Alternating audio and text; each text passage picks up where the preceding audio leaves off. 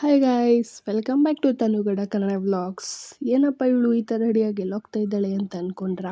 ನಾವು ಹುಟ್ಟಿದ್ದೆ ಕೂಟ್ಕಲ್ ತಿಮ್ಮಪ್ಪನ ಬೆಟ್ಟಕ್ಕೆ. ನಾವು ಯಾರು ಹೋಗಿದ್ವಿ ಅಂದರೆ ನಾನು, ನನ್ನ ಕಝಿನು, ನಮ್ಮ ಚಿಕ್ಕಪ್ಪ, ನಮ್ಮ ಚಿಕ್ಕಮ್ಮ, ನಮ್ಮಮ್ಮ, ನಮ್ಮಪ್ಪ, ನನ್ನ ತಮ್ಮ ಒಬ್ಬ ಮಿಸ್ಸಿಂಗ್ ಅಷ್ಟೇ ಗೈಸ್. ನಾವ್ಯಾಕೆ ಅಲ್ಲಿ ಹೋಗಿದ್ವಿ ಅಂದರೆ ಒಂದು ಬರ್ಡೇ ಪಾರ್ಟಿ ಇತ್ತು ಗೈಸ್, 1 ಇಯರ್ ಬೇಬಿದು. ಅದಕ್ಕೆ ಅಲ್ಲಿಗೆ ಹೋಗಿದ್ವಿ. ಮೊದಲೇ ಬಾಡೂಟ, ನಾವು ಮೊದಲೇ ಗೌಡ್ರು ಬಿಡ್ತೀವ ಗೈಸ್. ಬಾಡೂಟ ಅಂದಿದ್ದ ಕಡೆ ಎಲ್ಲ ನುಗ್ತಾ ಇರ್ತೀವಿ ಅಲ್ವಾ ಗೈಸ್. ನೀವು ಏನಾದರೂ ಈ ಥರ ಬಾಡೂಟ ಅಂದರೆ ಫಸ್ಟ್ ಇದ್ದರೆ ಕಮೆಂಟಲ್ಲಿ ತಿಳಿಸ್ಕೊಡಿ. ಹಂಗೆ ನಾವು ದೇವಸ್ಥಾನದ ಹತ್ರ ಬಂದ್ವಿ. ಅದನ್ನೆಲ್ಲ ಪಾರ್ಟಿ ಎಲ್ಲ ಮುಗಿಸ್ಕೊಂಡು ನಾವು ಹೊರಟಿದ್ದೆ ದೇವಸ್ಥಾನ ಕಡೆ.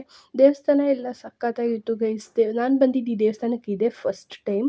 ಇದೇ ಅಂತೆ ಕೂಟ್ಕಲ್ ತಿಮ್ಮಪ್ಪನ ದೇವಸ್ಥಾನ. ನನಗಂತೂ ದೇವಸ್ಥಾನ ಸಿಕ್ಕಾಪಟ್ಟೆ ಇಷ್ಟ ಇತ್ತು, ದೇವರು ಇಷ್ಟ ಆಯಿತು, ದೇವರ ಅಲಂಕಾರನೂ ಇಷ್ಟ ಇತ್ತು. ಇದೆಲ್ಲ ಮುಗಿಸ್ಕೊಂಡು ಮಂಗಳಾರತಿ ತೊಗೊಂಡು ಈಚೆಗಡೆ ಬಂದೆ ಗೈಸ್. ಈಚೆಗಡೆ ಪ್ಲೇಸ್ ಮಾತ್ರ ಮಸ್ತಾಗಿತ್ತು ಅಂದ್ಕೊಳ್ಳಿ. ಆ ಕಡೆ ಈ ಕಡೆ ಎಲ್ಲ ತೆಂಗಿನ ಮರ, ಅಡಿಕೆ ಮರ, ಬೆಟ್ಟ ಗುಡ್ಡಗಳು ಗೈಸ್. ಚೆನ್ನಾಗಿತ್ತು ಮಾತ್ರ. ಜಾಗ ಎಲ್ಲ ಫುಲ್ಲು ಪೀಸಾಗಿತ್ತು. ಯಾರು ಸೌಂಡು ಇರಲ್ಲ, ಏನೂ ಇಲ್ಲ, ಆರಾಮಾಗಿರ್ಬೋದು ಗೈಸ್. ಅಕಸ್ಮಾತ್ ಇಲ್ಲಿಂದ ಏನಾದರೂ ಬಿದ್ದರೆ ಸ್ಪಾಟ್ ಗೈಸ್, ಬಾಡಿನೂ ಸಹ ಸಿಗಲ್ಲ. ಆ ಥರ ಸಿಕ್ಕಾಪಟ್ಟೆ ಆಳ ಇದೆ. ಇನ್ನೂ ಯಾರ್ಯಾರು ಈ ಬೆಟ್ಟಕ್ಕೆ ಬಂದಿಲ್ಲ, ದಯವಿಟ್ಟು ಒಂದು ಸತಿ ಬಂದು ವಿಸಿಟ್ ಮಾಡೋಗಿ. ತುಂಬಾ ಸಖತ್ತಾಗಿದೆ ದೇವಸ್ಥಾನ ಮಾತ್ರ. ಹಂಗೆ ಪಕ್ಕದಲ್ಲಿ ಬಾವಿನೋ ಇದೇನೋ ಕಟ್ಕಟ್ಟೆ ಅಂತಾರೆ ಗೈಸ್.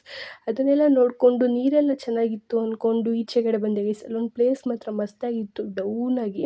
ನಾನು ನಡ್ಕೊಂಡು ಹೋಗ್ತೀನಿ, ಹಿಂದೆಗಡೆಯಿಂದ ವೀಡಿಯೋ ಮಾಡಮ್ಮ ಅಂತ ಅಂದೆ. ನಮ್ಮಮ್ಮ ನೀಟಾಗಿ ಮಾಡಿಲ್ಲ ಗೈಸ್, ಆದರೂ ಅಡ್ಜಸ್ಟ್ ಮಾಡ್ಕೊಳ್ಳಿ. ಇದೆಲ್ಲ ಮುಗಿಸ್ಕೊಂಡು ನಾವು ಹೊರಟಿದ್ದೆ ಮನೆ ಕಡೆ ಗೈಸ್.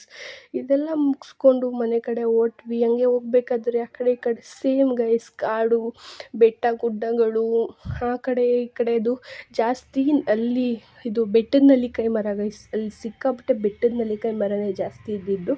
ಆದರೆ ನೆಲ್ಲಿಕಾಯಿ ಬಿಟ್ಟಿತ್ತು ಎಲ್ಲ ಒಂಥರ ಗೈಸ್. ಕಣ್ಮುಚ್ತೀನಿ ಈಗ ನಾನು. ಬರಮ್ಮ. ಟನ್ ಓಪನ್ ಮಾಡಿ.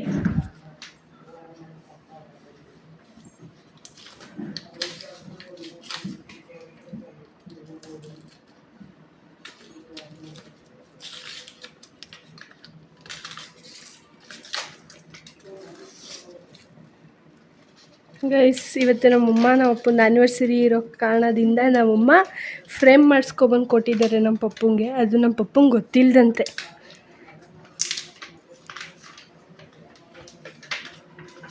ಈ ಕಡೆ ತಿರುಗಿಸಿ, ಹಂಗೆ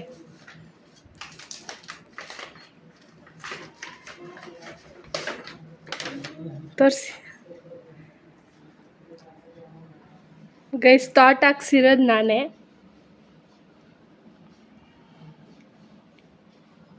ಏನನ್ನಿಸ್ತು ಪಾಪ ನಿಮಗೆ? ಅದು ಓದಿ ಆಯ್ತು, ಓದಿ. ಅದನ್ನ ಇಷ್ಟ ಆಯ್ತಾ? ಪ್ರೀತಿ ಮತ್ತು ಜೋರು ಓದಿ. ಪ್ರೀತಿ ಕಾಣಿಕೆ. ಪ್ರೀತಿ ಮತ್ತು ಕಾಳಜಿ ನಮಗೆ ತೋರಿಸಿದಾಗ ನಾವು ಅನುಭವಿಸಿದ ಅನೇಕ ಭಾವನೆಗಳು ಪ್ರೀತಿ. ಇದು ಕೇವಲ ಪ್ರಾಣಯವಲ್ಲ, ಪ್ರೀತಿಯು ಅನೇಕ ವಿಷಯಗಳನ್ನು ಅರ್ಥೈಸಬಲ್ಲದು ಮತ್ತು ವ್ಯಕ್ತಿಯಿಂದ ವ್ಯಕ್ತಿಗೆ ಬದಲಾಯಿಸಬಹುದು. ಪ್ರಾಮಾಣಿಕತೆ, ಕಾಳಜಿ ಮತ್ತು ವಿಶ್ವಾಸವು ಪ್ರೀತಿಯನ್ನು ರೂಪಿಸುತ್ತದೆ. Happy anniversary my life line. ಇದು ನೀವು ಮದುವೆ ಆಗಿರೋ ಡೇಟ್. ಏನನ್ನಿಸ್ತು ಪಾಪ? ಖುಷಿ ಆಯ್ತಾ? ನೀವು ಅಮ್ಮನಿಗೆ ಒಂದು ಸೀರೆನೂ ತಂದು ಕೊಡ್ಲಿಲ್ವಲ್ಲ? ಆಹಾ, ಇಷ್ಟ ಆಯ್ತು.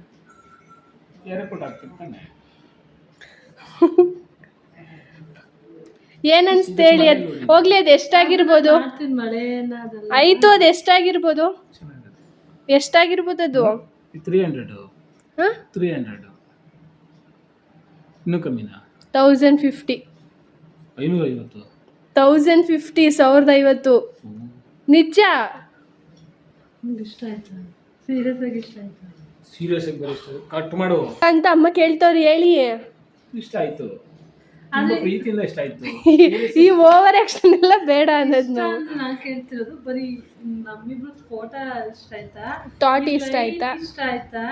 ಈ ಲೈನ್ ಇಷ್ಟ ಆಯ್ತಾ? ಥಾಟ್ ಹಾಕ್ಸಿರೋದು ಯಾರಿರ್ಬೋದು ಪಾಪ? ಥಾಟ್ ಹಾಕ್ಸಿರೋರು ಯಾರಿರ್ಬೋದು? ನನ್ನ ಮಗಳು. ಅವಳು ಹೇಳಿದ್ಲು ಅಷ್ಟೇ. ನಾನು ಇದನ್ನ ಇಲ್ಲ ಗೈಸ್, ನಾನೇ ಹೇಳಿದ್ದು ಥಾಟ್ ಇದೇ ಹಾಕ್ಸ್ಬೇಕು ಅಂದ್ಬಿಟ್ಟು. ನಮ್ಮಮ್ಮ ನಾನು ಹೇಳಿದ್ನೇ ಕೇಳಿದ್ದು. ತುಂಬ ಇಷ್ಟ ಆಯ್ತು. Thank you. ಫೋನ್ ಆಕ್ಷನ್ಸ್ ಎಲ್ಲ ಬೇಡ ಪಪ್ಪ. ಸರಿ, ಹಸ್ಬೆಂಡು ಥ್ಯಾಂಕ್ ಯು. ಇದನ್ನ 3 ದಿನದ ಅವಶ್ಯಕ. ಫೋಟೋದಲ್ಲಿ ಮಾತ್ರ ನೀವಿಬ್ರು ಇಷ್ಟು ಬೆಳಗಿದ್ದೀರಲ್ಲ, ಲೈವಲ್ಲಿ ಯಾಕೆ ಪಪ್ಪ ಎಷ್ಟು ಕರ್ರಿಗಿದ್ದೀರ ಗೊತ್ತಾ? ಫಂಕ್ಷನ್ಗೆ ಹೋಗಿ ಬಂದ, ಜಾಸ್ತಿ ಬಿಸಿಲು, ಇರೋ ಬರೋ ಮೇಕಪ್ ಎಲ್ಲ ಹೋಯ್ತು.